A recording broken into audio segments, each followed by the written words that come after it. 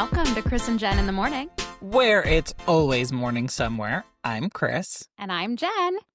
And I am coming to you from under my Christmas tree. And I am coming to you from my undecorated house on December 14th. Because while I always have used time as an excuse, time has never been the issue. That's not it.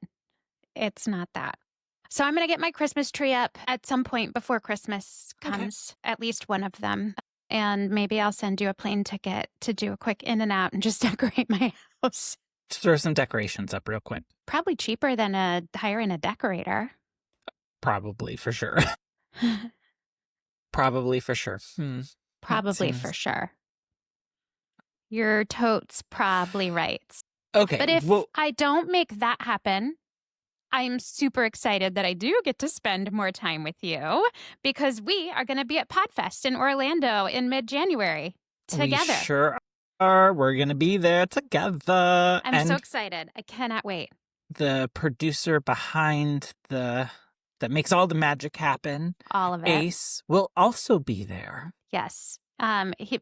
Because what would we be without Ace? Obnoxious. We would not be Chris and Jen in the Morning without Ace. It is a trio, that's for sure.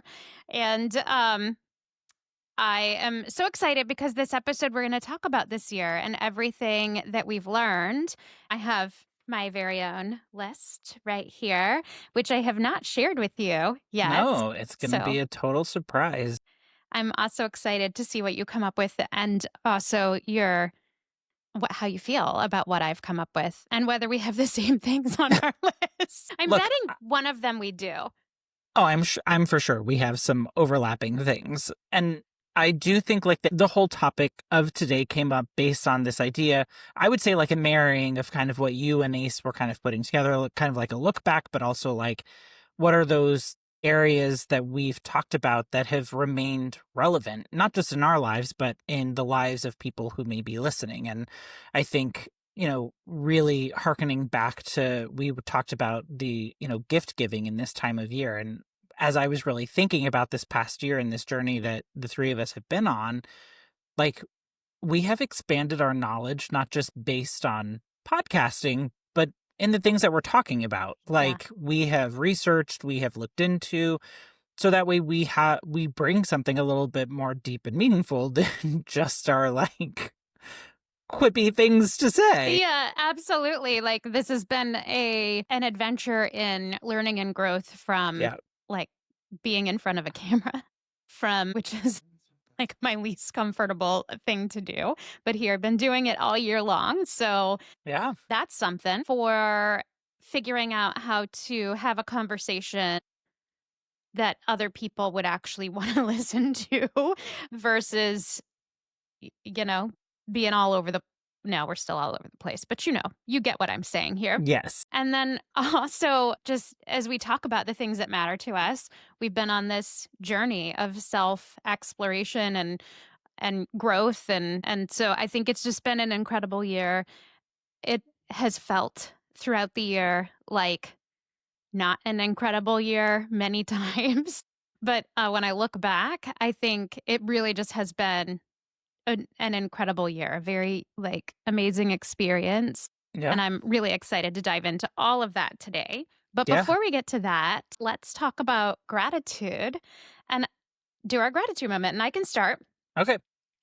So I mentioned that it's December 14th and I've yet to get up my tree or any decorations. I did pull out that picture back there in my office and I have three little decorations that I bought from a store this year and took out of the bag and put up on a shelf in my living room.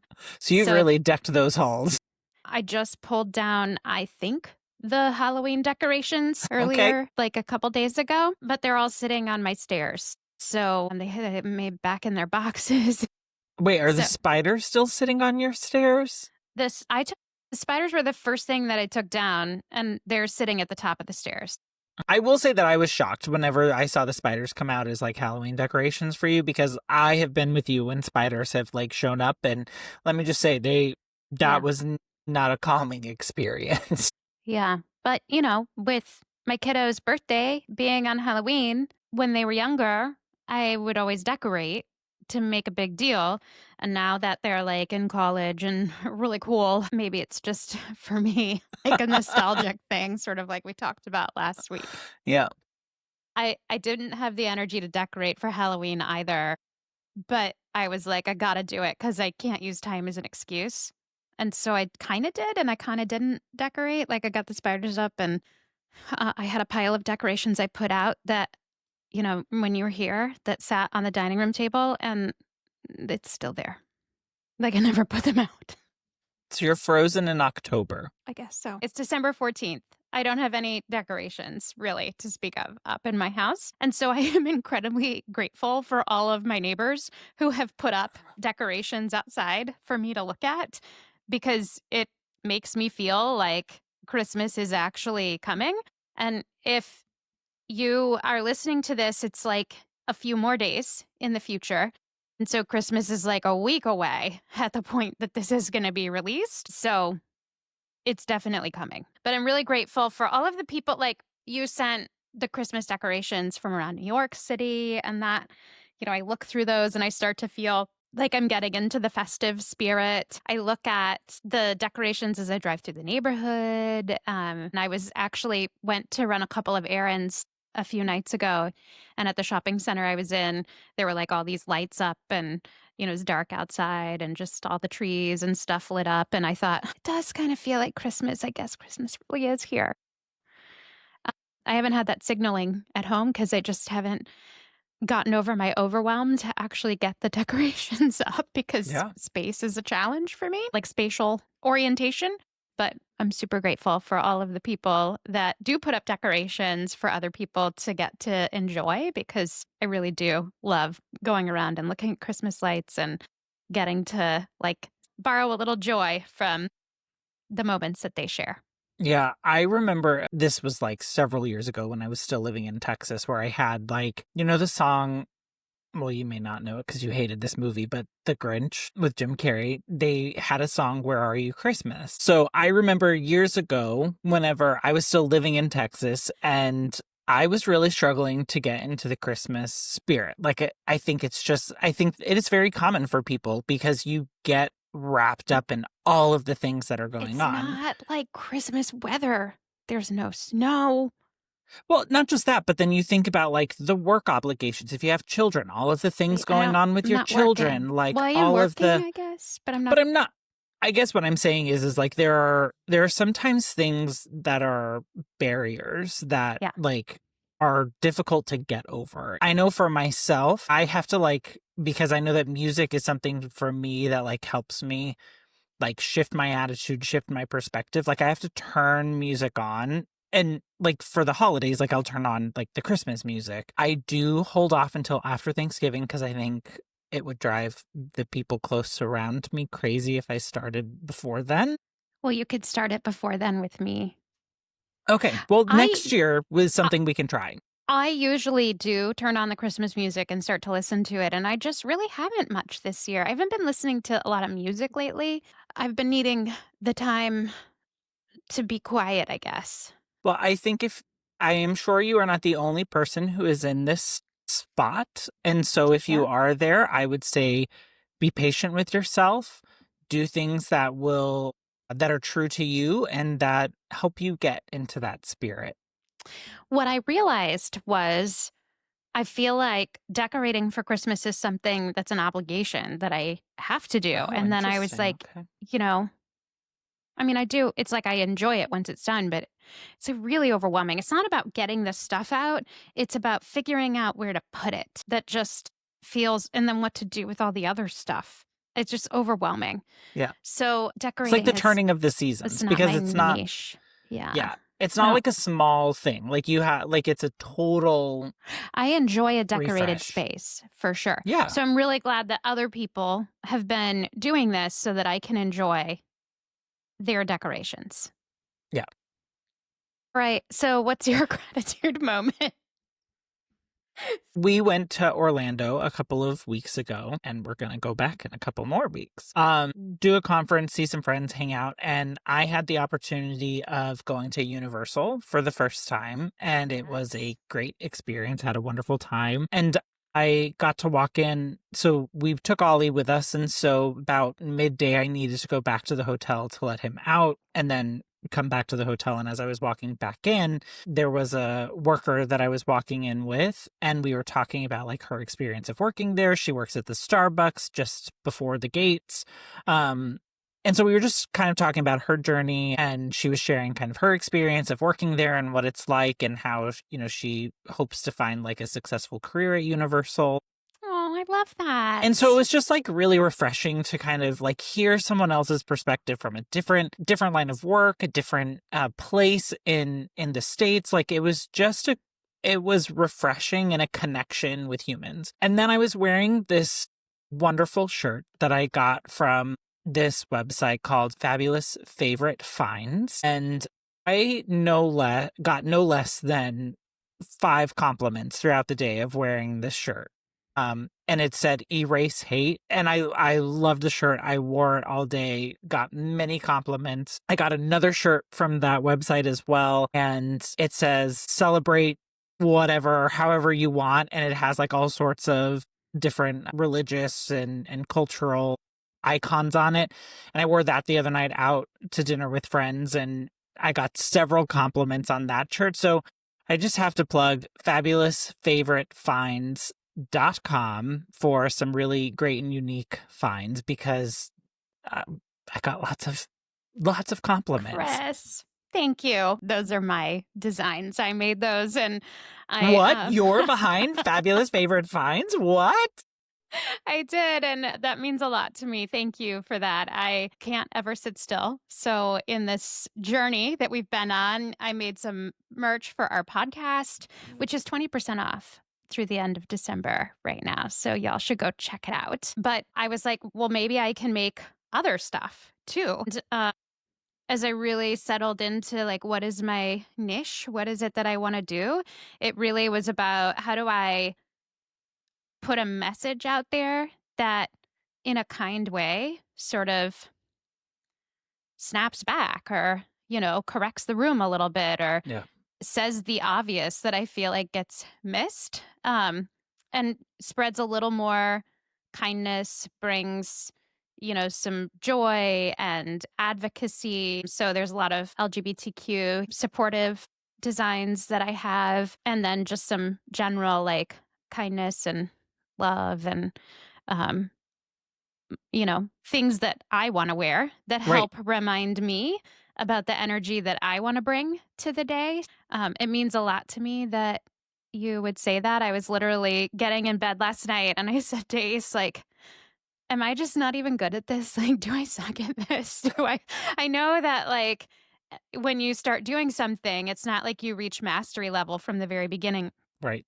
I know that cognitively, but it's really hard to remember that emotionally because I think even with the podcast, that's one of the things that was so tough for us. Starting this year, we recorded our first episode in January. I think we released in February. And knowing that being in front of a camera or being recorded was something that already is really nerve wracking to Yeah. me and that I really struggle with. Eh, I've had to do it for work. I've had to even have, headshots taken. I talked about having the anxiety check in there to support me. And still, I hated all of the headshots. And so, why would we choose to sit down and record ourselves every week? But I think while knowing that it was something that, was an opportunity to learn and grow, it's also something we're putting out there for people to see and like to watch us doing things that we haven't reached mastery at. And so Yeah. that's something that's been like to be vulnerable is not something I do well. Yeah, I mean, look, we have been doing this. We just published our 50th episode on December 11th, and I look back on this on like why we started, and to see our evolution into where we are today. I would say we went from something that we were kind of like passive about, like we were interested in, but it was just kind of like we're doing this for us, and which we still You are, have to but start somewhere, right? Like, right, how do you, but what's our voice? What do we want to talk about? What's right. our, but I love that we started without knowing all of those things because I think that had we waited to try and answer all those questions before starting, we probably wouldn't have actually ever gotten started. Like Well, it would no. have held us back because we wouldn't have been able to figure it out. Right. Like, because I think both of our personalities are both like, whatever we put our names on, whatever we work on, we want it to be at a certain level. And we Yep. were going into something that it was not innately comfortable to us, and it was nothing that we had done before. And so the level of uncomfortability was a real thing for both of us. And I think you're right. Had we waited for that like perfect moment, we probably never would have gotten there. No, because I think we would have been stuck in the, "Well, what do we want this to be about?" And like overthinking Yeah. it. And so just like pushing ourselves into, well, we know it's not going to be perfect. And I remember like talking to people and going, yeah, we have a podcast and sort of apologizing for the podcast before they even like agreed to listen to it. And really good at noticing it when other people do that. But here I was like doing that very same thing. So we wanted to take today to share with you what are some of the things that we have learned in this journey. Ton of gratitude for all of that, for this experience. What are some of the things that we've talked about in the content that we have learned that have stuck with us over our episodes? And then just what have we learned in general from doing this? And I think for me, one of the first things, number one for me, what have I learned? And I sort of knew this cognitively, but knowing this, learning this emotionally, like being vulnerable is way harder than I Yeah. thought that it was Yeah, going to for sure. be. I mean, but it's really necessary if you're trying to change. You you sort of have to be vulnerable because you're not going to like be an expert at things that are different than what you've always been doing. And this year has been a big shakeup for me in general. I quit my job. I, have not been working since the end of March. And that's a career I've invested 20 years and most of my waking moments in those last 20 years at. And the people that have known me over the years that were like, wait a second, you're not working? I don't even know who you are without work. And like that was a thing. I didn't know who I was without work either. Most people said to me as I was doing it, you're not going to sit still for long. And I haven't sat still, but I haven't gone back to work. I had people reaching out to me initially, like, here's this job, here's that job. And I was like, you know what? I'm terrified to tell you that I'm going to pause on that, but I'm going to pause on that. So it's been a big year of change for me, and it has felt really uncomfortable the entire year. And then to sit here in front of a microphone being recorded and talk to you about that is also really intimidating. But I am so grateful for the opportunity to take the time this year and really focus on me and who I am. And I think that this show has really helped me do that. So hopefully, as I am learning how to be vulnerable, other people that listen to this can also like benefit from that. Yeah, I think anyone who's listened from the beginning, as I like look, because I pulled up like all of our 50 episodes and like what were they and what were we talking about. And there was a point that was like around like our 30th show, maybe, where I saw us like take this shift from talking about things and talking about the impact of those things on our lives.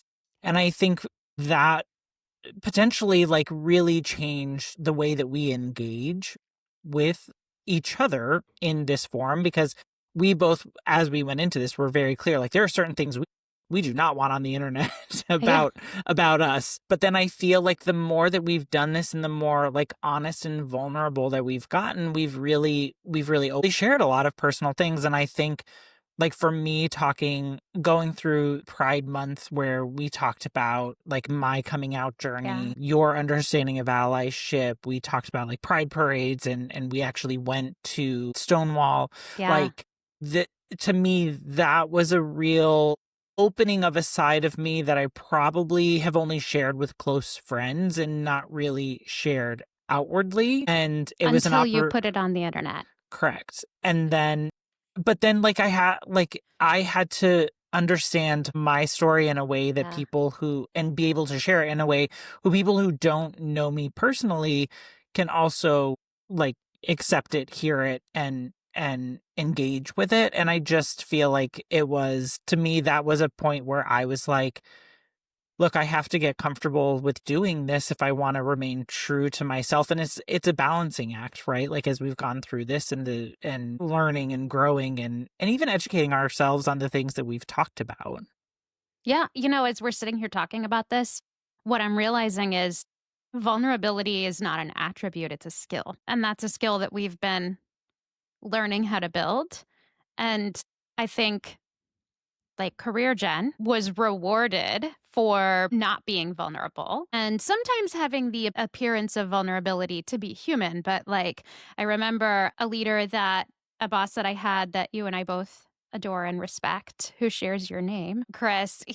I remember he said to me once, like, you're just so zipped up all the time. He wasn't saying it as a criticism, but it was like, I think the context of the conversation was like he wanted to be able to help solve a problem or something, Yeah. but he was like, "But you're just so zipped up all the time." And I was like, yeah, because like having everything handled and everything covered, like that's the value that I bring to the table. That any problem that you have, I can, fix it. Anything that other people find difficult to do, I'll find a way to make it happen. Not that it's not hard, but, and then like all the better if you can make it look easy. And so I think to years later, be in this place where I'm realizing vulnerability is actually a skill that you have to build, and it's one that I wasn't really investing any time in. I was sort of ignoring the fact that I'm not very good at it. So, I know in even my personal relationships, my closest relationships, it's really hard. Like to be vulnerable with my husband is sometimes really difficult. That's something that, we've talked about. I'm grateful for the opportunity to get to focus on that because I think, what are we here for but just to get to experience life with others, right? Right. So Well, and I do that's my think like number one. that's I think that's an interesting perspective because there were a couple of things throughout the year that we did like share personally about ourselves and like our perspective on things happening in the world. And I remember like telling you and Ace like I want to put something out. If Yeah. you are not comfortable with us doing this on our platform, I'm happy to like just do it on my own. And the amount of like just support and love like honestly that you both like showed and shared, and I do feel like our relationships have gotten deeper than the friendships that we had before, Yeah. but it's also like that vulnerability, like knowing that people have your back and that they're there to support you and that we're not here to judge, we're here to like uplift to me is something that I just don't have words to express the gratitude that the new depth of the relationship that we're all in and that we've gotten into with this podcast, which was just originally supposed to be, us recording our regular conversations and ha ha ha. What's just so crazy about that? You say that and it reminds me the idea for this started percolating in our minds way back when my kid was in high school, and I would drive on the way. We were working together. I would drive and drop them off at school on my way into work. And as an expressive, starting my day talking things out with people that I like and respect and work with is a good way for me to like really get into the day. And so we would do that personal, professional, kind of mix some of both of that in. And I remember a point during that time where I just felt to myself, I am so lucky to have Chris and to get to spend most of my mornings talking to Chris and starting my day this way. And what we have is something that's so special. And I hope it never like goes away. But I also know that things change and that I'm not going to get to start my day this way forever. I want to enjoy as much of it while I can, but I also don't want to accept that, you know, everything is temporary. And so when we no longer had that rhythm or routine anymore, there was like a loss for me of something that, I really enjoyed and appreciated. And so the fact that years later, here we are starting a podcast with the same kind of idea in mind that we're going to come together and have conversations. And it's not driving on the way to work where we work together, me driving, you commuting in. Dynamics have shifted a little bit. The conversation is just as meaningful. It Yeah, is even deeper. Like you said, our relationship has grown even stronger. And I'm just so lucky to have you as a part of my chosen family. same. So incredible. It's incredible. All right. So I shared my number one, number, not like a ranking, but like my first, The kind of first thing that came tidbit to your of mind, learning. What about you? I would say, in us preparing for all of the recordings, especially the later ones, we were really purposeful about bringing in content and like the whys behind we do things and like the human motivation and things like that, the emotional resonance of things. And in the last, I would say 6 weeks, have found myself like tapping back into that knowledge and that understanding of things to help people get through things that are going on in their lives right now. It's I consider it a gift and something special. Like I file it under that gift of knowledge Yeah. um heading, because to me it gives me another way to connect with people who maybe aren't innate to go for the emotions and rather go for the intellect. And historically, I am more of the person that will relate with to people on a emotional standpoint versus an intellect. And I feel like I've added a whole other tool set to my capabilities because of what we've done, because of what you've shown me and taught me, and we've gone on this journey together. And so I will say, like, the knowledge and the understanding of like our brains and our emotions and all of the things that, like, move us from that unconscious perspective into motion has been so helpful to me, and something that I honestly never expected to come out of this experience. And to me, I was like, well, what else were we going to talk about? I mean, it's so funny because there's so many ways that we're similar, and then there are so many ways that we are like opposite. And I think that's a part of what makes this relationship so special, this partnership so special. But like you say, you usually relate to people on the emotional level, and I am much more comfortable relating even to myself on the cognitive level. Yeah. That emotional piece is something I think I've learned to get more comfortable with over time. I think I mask it a lot too. I learned to mask that. I got a lot of feedback early in my career. Like I used to be called heartless on a regular basis. Like it was a part of my MO, and I was okay with that, reliable, gonna get things done, but like not thinking about how people feel. And I remember I had a coach once who said to me, you need to start entering the conversation thinking about how you want the other person to feel when you leave, not what it is that you want to accomplish when you leave.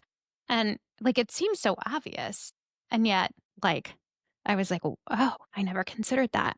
Yeah. Like, because I was just, hey, we're here to get something done and you manage your own feelings. What are feelings? Like, I think when you're busy running from something yourself, within yourself, then it's not something that you can bring to the table for anyone else either. So, what I love is that in this experience, I have had to really think a lot more about feelings and emotions. And I do care very much about how other people feel. Absolutely. I'm empathetic. I think I'm a kind person, and that's a value that's really important to me. But I'm also not good at being vulnerable, which is where those emotions live. So, getting to have these conversations with you about these things that I would much rather stay in this intellectual space.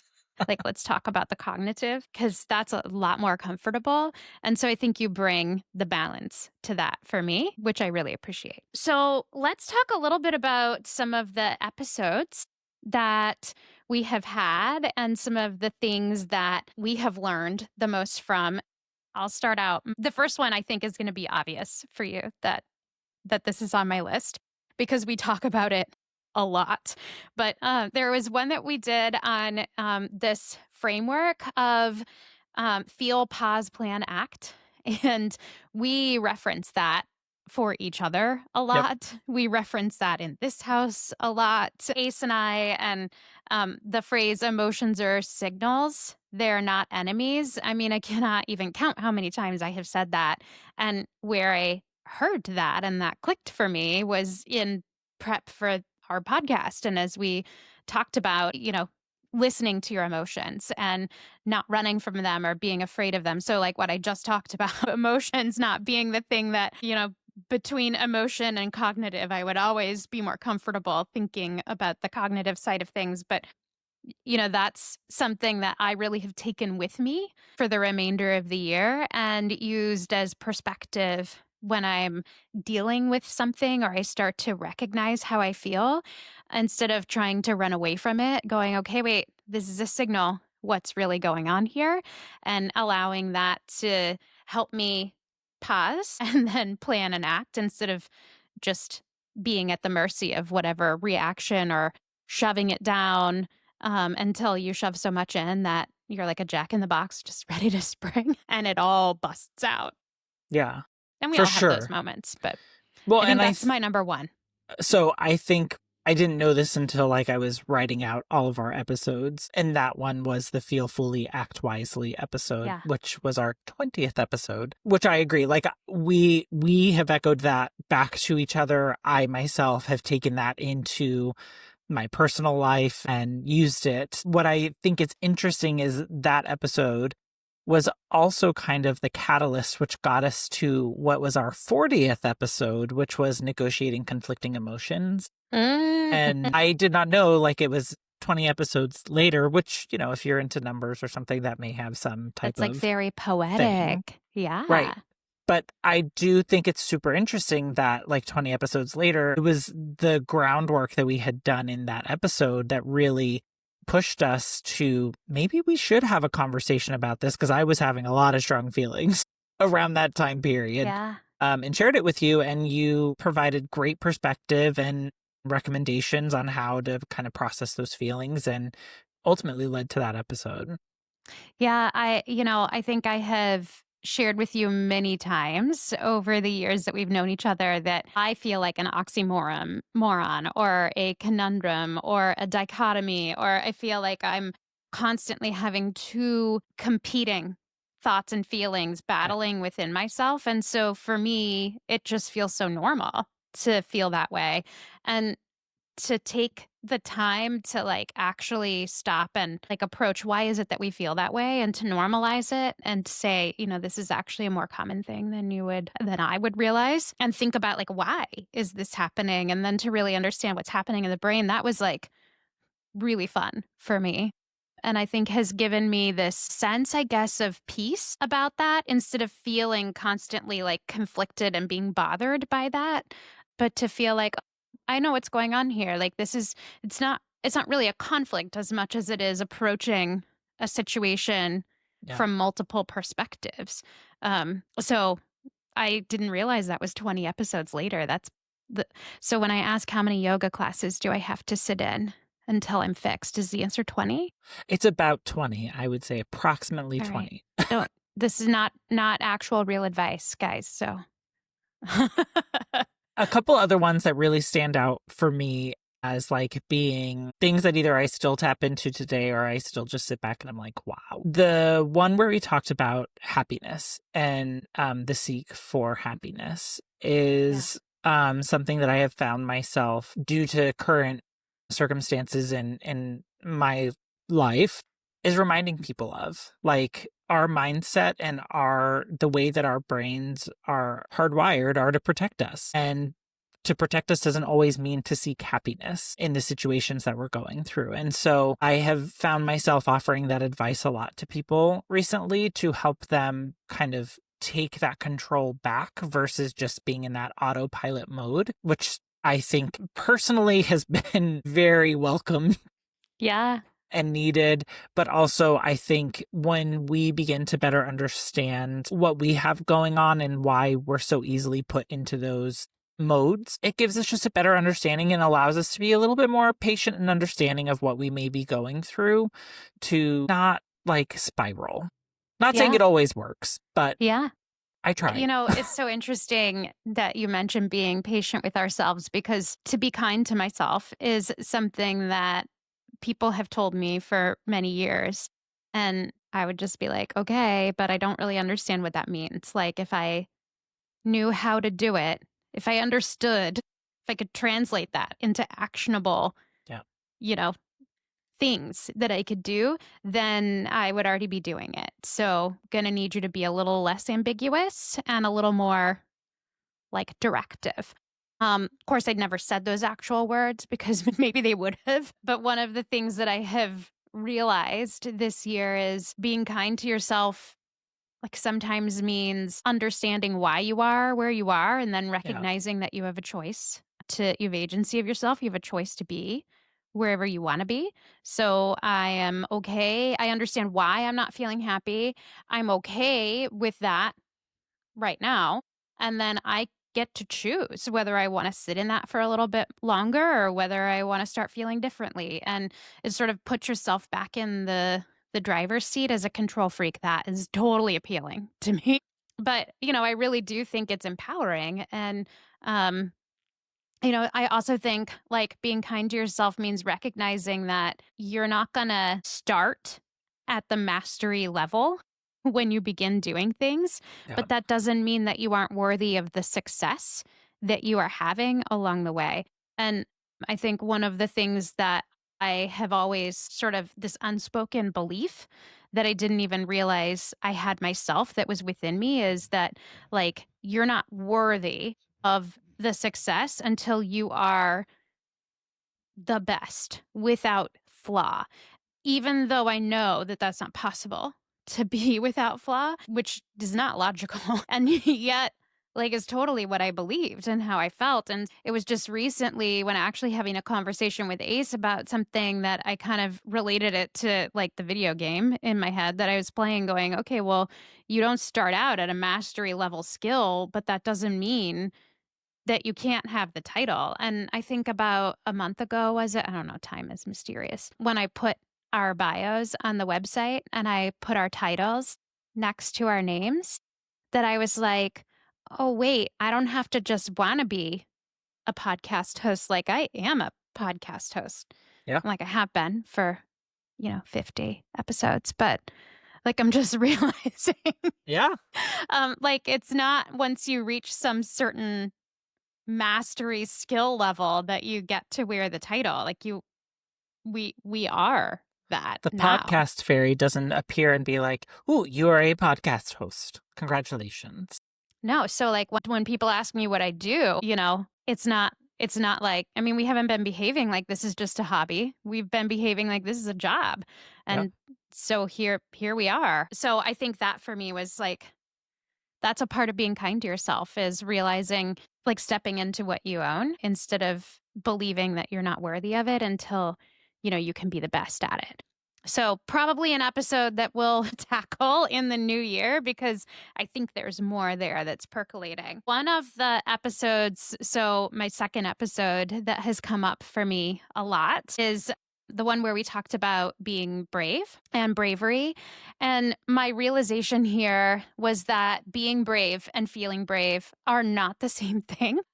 Oftentimes, when you are being brave, you actually don't feel brave at all. And I think for me this year has been a lesson in that over and over and over again. There were so many there were several people who said to me when I said, I'm going to step back from my career for a while because I don't know who I am without it. And I don't think that's healthy. And they said, I'm really proud of you, or man, that's so brave. And I just thought, I don't think it's brave. Like it may be the dumbest thing I've ever done. And um, I feel like I might be throwing away everything that I gave up so much of my life for, and thinking about having a kid and all those moments that I missed. And now are those like was missing it just meaningless because, I've thrown it all away. And that's kind of a dramatic, way to feel that I've thrown it all away. But like, there are certainly many opportunities that I have decided not to step into this year. And I don't think I could have made those choices before. I do think it's been incredibly healthy for me, and I am where I need to be, but, I haven't felt brave in making these decisions. I've felt terrified the entire Yeah. time. I think talking about that and really realizing in those times in life where I have done brave things, and yet I look back and I think even in that episode I said, I mean, was it bravery or was it ignorance? I think what I've been realizing, even since we had this conversation, is you don't feel brave when you're doing brave things. Yeah. It's so true. Because in the moment, you're doing them because you feel like you're moved to. That's the right, Yeah, that's like what you need to do. it's what you need to do, and it's usually creating some kind of big change, and change Yeah, is terrifying, it right? is. Like, it's terrifying. It's very uncomfortable at the very least, but that's where change happens, outside of your comfort zone. That's So right. I think that's my second biggest kind of takeaway, is that being brave and feeling brave are two very different things. And that oftentimes when you're being brave, you don't feel brave at all. But you should still give yourself credit because you are being very brave. You are. You are. What about you? What's number 2 for you? Or So number 3? 2 for Where are you at? me, these things to me are, I think I see both a way that we have presented content, but also in the way that we have shown up for each other. So to me, there are 2 episodes that really like hone in for me. I feel Martin Power, which was episode 16, was like us for the first time really talking about our beliefs of aliens. We had never talked about that, if it like what we believe if aliens truly do exist. And then the second one that kind of goes into this category, which I will explain the larger connection between them all, was around Time and Space, A Journey of Discovery, our third episode.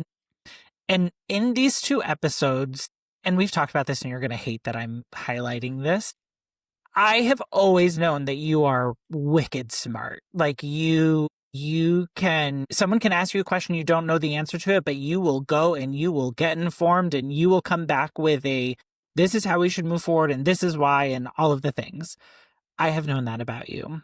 But when we talk about those 2 episodes, to me, it was, I felt like I was getting to learn from you. Like it was, to me, it did not feel like 2 co-hosts having conversation about this. It was like Chris getting to learn from Jen all of the things when it comes to time and space.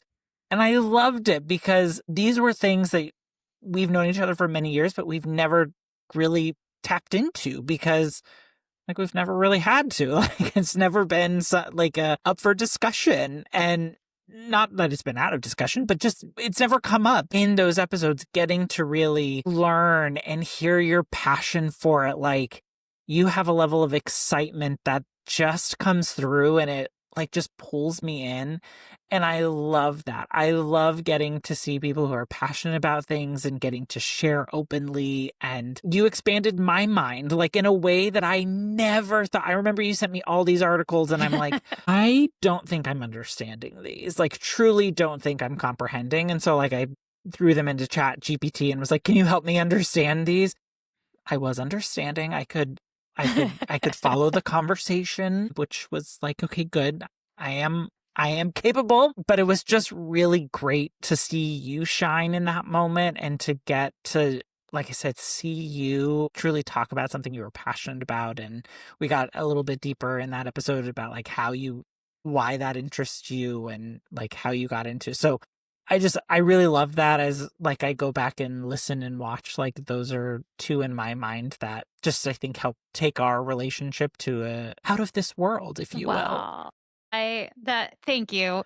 If you are just listening and not watching, you're probably not seeing the tears sparkle in my eyes because it's such a gift to get to see myself through your eyes because it's totally not how I see myself at all.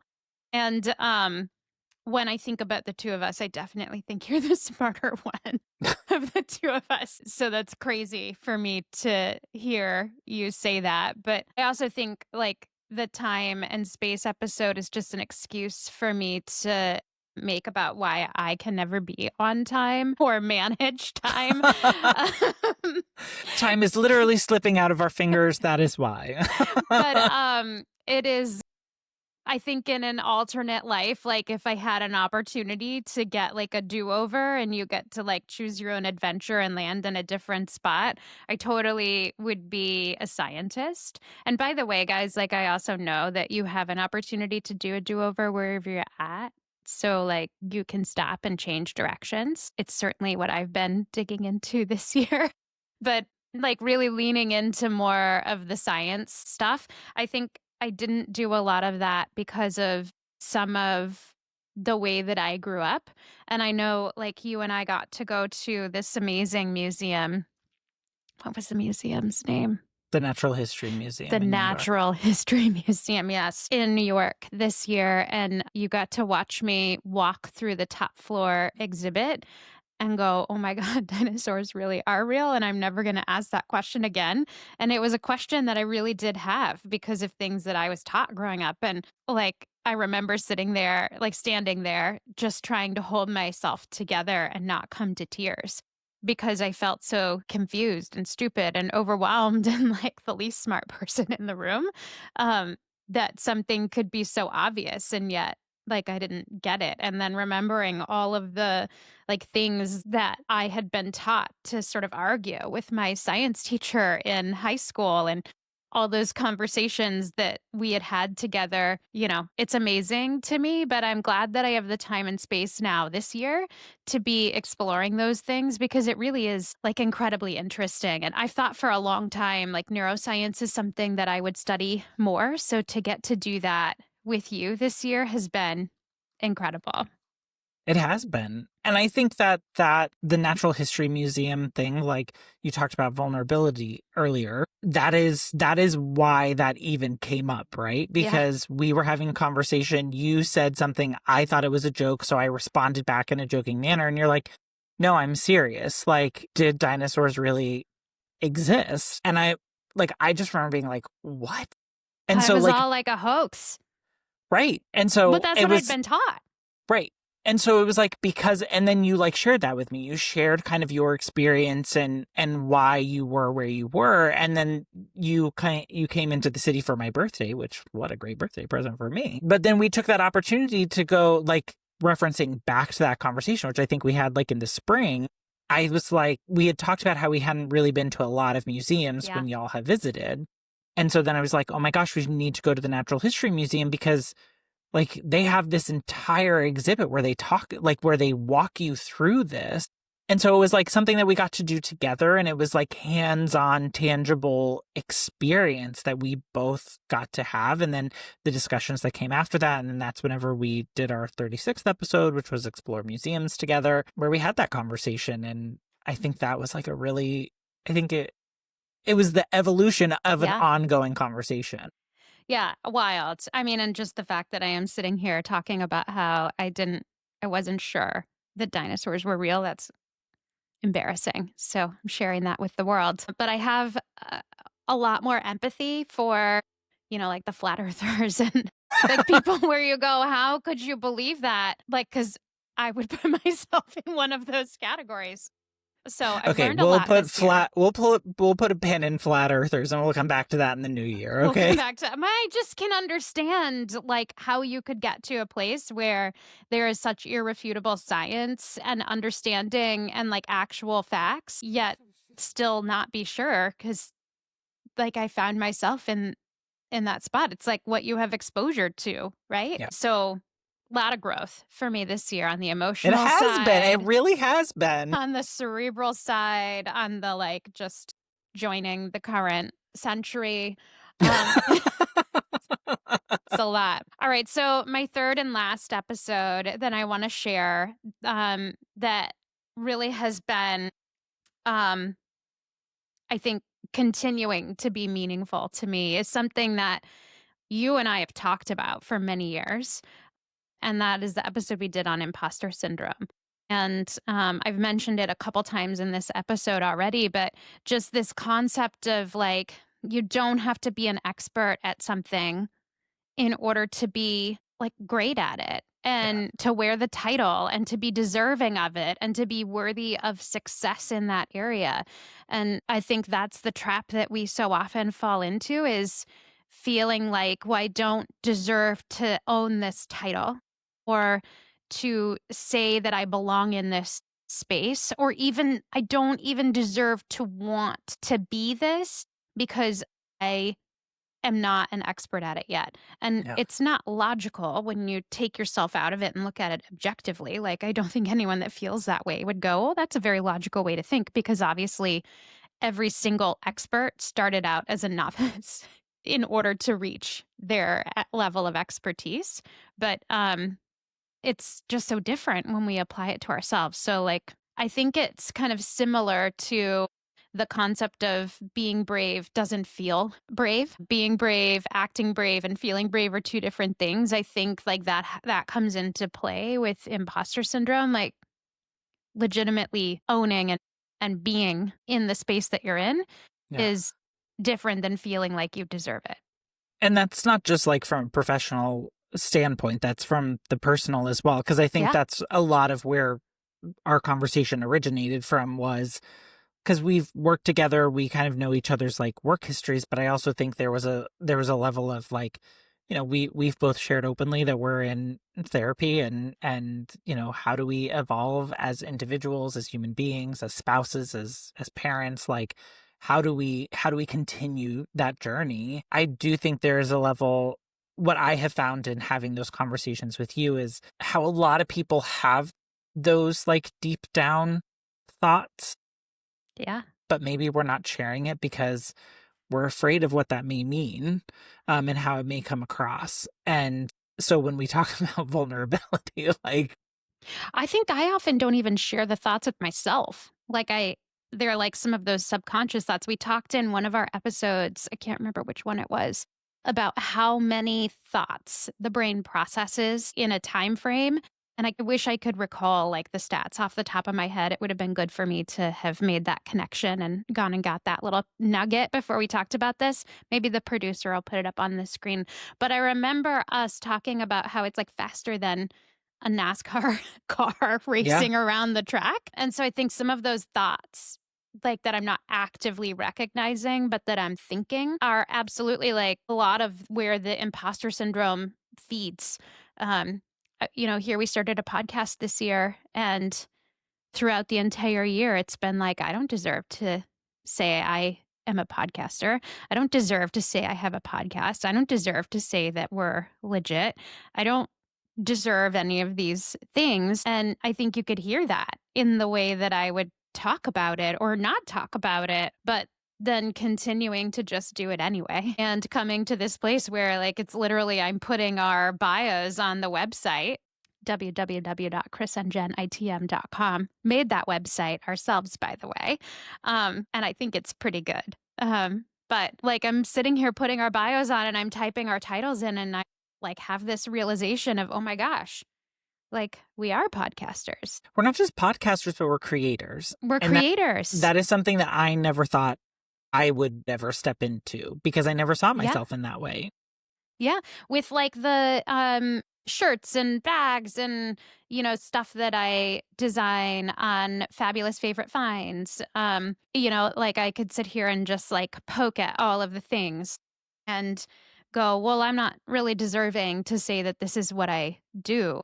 And like I'm not an expert at this and all these things, but like, then you're going, "No, I, like, bought these not as a favor to you, but because I like them, and then I wore them, and people are like, 'Oh, I love that.'" Actually won a contest, that we did this past, week where they chose one of the ornaments that I designed as the top new design, and, like, that was really cool.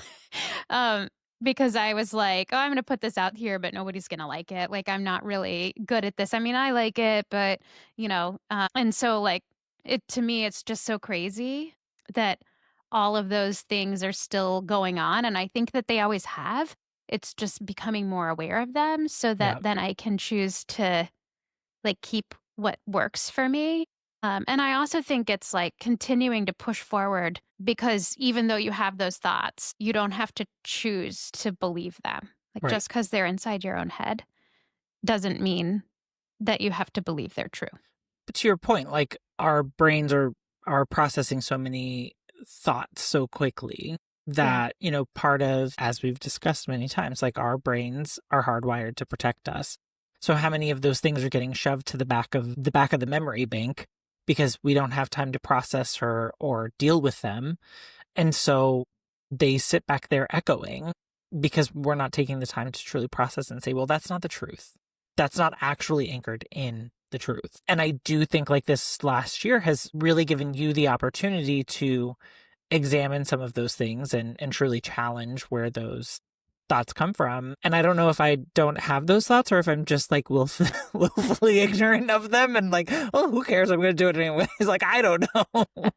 but we've talked about things and I'm like, well, to me, it's about being true to ourselves and it's about being true to what we want to put out there. And if Yeah. we, to me, that has been my true north in this journey. Of course, I want to put stuff out that we can be proud of and that it like makes a difference and resonates with people. But I think the self-talk is very different, which I think is something we've learned I in think this that journey you as have well. always had a stronger sense of self-esteem, a better sense of self-confidence than I have. And that's something that I really work through. And I say that, and people are like often taken aback when I say, like, I really struggle with self-confidence and I really struggle with my self-esteem. And I've said that a couple of, like, if I was in a work setting, in one of those moments, kind of one to one, when I chose to be vulnerable. And the response that I would like always get back is, well, I don't see that about you because you come off as so confident. And I'm like, well, there's a difference in being confident on the logical level about the things that I know are the right things to do Yeah. and about being confident in who I am and that I'm deserving. And that's something that I have been exploring in therapy for quite some time. It's a journey. How many lessons do I have to sit through? It's more than 20, I'll That's tell you more than that. 20 for sure. It's more than 20. Even listen to a book on it. Well, I will say, just as I feel like I've been able to see how you've blossomed and how you have really leaned into this, I will say that one of my other favorite episodes of ours is, I would say, like a special one that we did, I guess. Not I guess, like it was. We purposely did it, but I think it really showed Ace's chops and his Oh. producing capabilities. Uh-huh. Our engagement tales, love in the details. I loved it because it was like all of us getting to tell our engagement stories from our perspectives. And, whenever any of your friends get engaged, you always ask, oh, how did it happen? And like you go over the details. And it's always interesting to hear everybody's perspective of it based on, where they were in the journey And or how in the know different of. the story is. Yes. And so I really, number one, I know that that episode was tough because it was the first time that we had really recorded outside of our usual systems and tools. And Yeah. so it did require Oh, there a was lot of some work. learning. There was some learnings that were had during the production of that. Not all file types are compatible, and yet they may still work until they don't work. And you don't find that out until you're trying to make them work. Mhm. Yeah, there was definitely some learning, and I think some learning after the fact and, like, once Ace went to edit, how then he would differently set things up to record, which, of course there was learning because the first time that you really go to do something, you're not gonna be an expert, but you're still Right. doing it, and I love that. I love that you bring that up. It was definitely one of our most watched episodes. It was. And I think such a beautiful story and such a wonderful gift that we could all give to ourselves to Yeah. have forever. This, like, I think we learned things about each other. I think we learned things about our partners. You um, don't say. Definitely the world learned that Ace thought we were dating before I thought we were dating, and which one of us was confused. I don't Well, I know. learned that if I said no to my proposal, I was going to get thrown out of a hot air balloon, which I'm hoping that was a joke. So No, but I do look back on that and I think the same thing, like, what a special thing that we were able to capture and we were able Yeah. to share the different perspectives, and like I said, I know that that was not the easiest one to put together by any stretch of the imagination, but Ace persisted, and it's like one of our most viewed, most watched shows, and I just means something special to me, and then the fact that, like, Ace took Ace didn't give up on it when Yeah. he very easily could have just been like, "It didn't work, like, the file formats are not compatible, and I can't get this to work correctly." Yeah, no, it was and to turn it all around in a tight time frame too. So really incredible, definitely a wonderful experience. I think so those I shared my 3 already. You shared your 3, but there's one more that as you bring up the engagement one, which was a special sort of episode. There's one more really special episode we did that I just can't not talk about. And that was the conversation that we had our interview with April and Shayna Drayson, Yeah. amazing people that we got to meet and are now a part of our lives because of this interview that we did. I think Ace taking his background in journalism and his experience in how to set up an interview, which he does incredibly well, and doing the prep for us prior to that conversation made that such a successful conversation, not just for us, but for the Draysons as well. I think getting to actually that I still was in my journey in feeling like I had a right to sit in the chair and even talk about pride and LGBTQ advocacy. And Yep. like, I was like, I don't even know what to call these things. Like, which combination of letters are okay for me to use? And just feeling like I was just like, everyone was gonna be listening to me, judging, like, did I even have a right to sit in front of the microphone for that conversation? And through your telling of your story, our conversation about allyship, that, interview that we did, like, was this journey pushing me towards really stepping in to being comfortable in finding my own voice and confidence in advocacy and just standing up for what's right and realizing, like, that was crazy that I would feel so passionate about like how wrong people were being treated and yet feeling like I didn't deserve to speak up on their behalf. Like it's kind of a crazy way to think, but it was definitely very real. Very real, and I do think that I think we learned a lot in that journey, so we did those Pride episodes, and I think we learned a lot in Yeah. the not we learned about each other and about allyship and the history around Pride. But I also think in the way of, like, putting it on the internet in a way that people can engage with it, I think we Yeah. learned a lot and, like, in the nick of time. So that way, whenever we put that episode out, it was meaningful, it was purposeful, and it found the audience that it needed to find. April and Shayna, I appreciate them, I applaud them.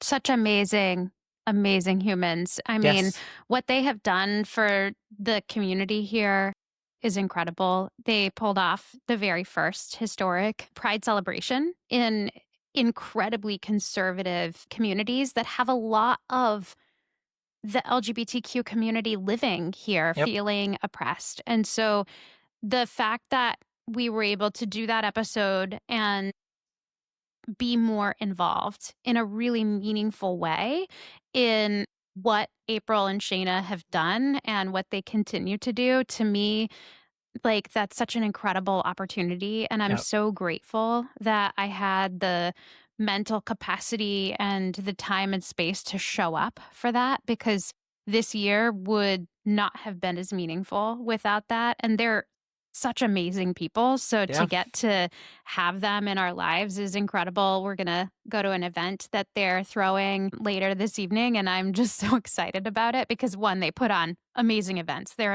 events company, the Drayson, is amazing. They are amazing, but they're just beautiful people. Like, they have such kind hearts, and they're so passionate, and they talk about brave. Like, they are willing to put themselves out there for the Yes. good of others. This isn't about them. And so, like, to me, that's just been such a beautiful gift. So, we would not have had that opportunity had we not started on this adventure this year. And I'm incredibly grateful for it. Yes. So 50 episodes in, here we are. We've Here we done are. it. We are stepping into this being a podcaster. We are going to Podfest, and we're excited to go get to network and learn and figure out like how we can evolve and take this Chris and Jen in the morning to the next level. We will not have a regularly planned episode next week because it's technically going to be Christmas. And so So we'll we, drop a little bit of a Merry Christmas message yeah. for all of you. But do tune in before the new year because we are going to have a special episode to help get you prepped for starting a new year. Yeah, absolutely. I'm really excited about that because we're going to talk about all things like that we think about during the new year, different ways that we ourselves have approached, whether it's like setting an intention, having goals, setting a New Year's resolution. I love a good vision board. So we'll talk about all of that. The next time we record, and we'll release that the last week of the year. But very excited. Thank you for coming along this ride with us. This has been an incredible year. We have been able to learn so much through this experience and through all of your feedback. And we absolutely want to continue hearing from you. We do this for ourselves, of course, but we do this for all of you. And so tell us, what do you want to hear more of? What were some of your favorite episodes? What's like one of the things that stands out most to you? What do you want to hear about that we haven't talked about yet? We'd love to hear it all. So you can drop a comment on wherever you're listening to this at, whether it's YouTube or Spotify or Apple Music or any of the other hundreds of places that our podcast is broadcast. Oh, podcast is broadcast. You can go to our socials and you can find links to all of those in whatever platform you're in or on our website. You can leave us a comment on the website, fill out the forms, submit. We read everything you guys send in. So definitely, please send us your feedback and comments. We want to hear from you. You can also text us. Chris, what's the number? That number is 940-278-8129. We still have not received a text message on that number. Except for So, from ourselves testing well, it to right, make we sure did it test it works. to make sure that it was really working.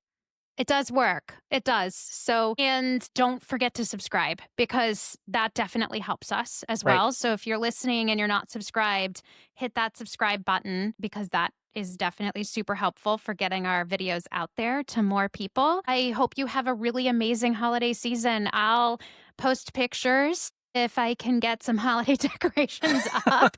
Maybe being accountable to doing that will be helpful. Hopefully, before this actually gets produced, I'll have some up there. But until next time, be kind to yourself, to one another, and make it a really great week. Bye, everyone.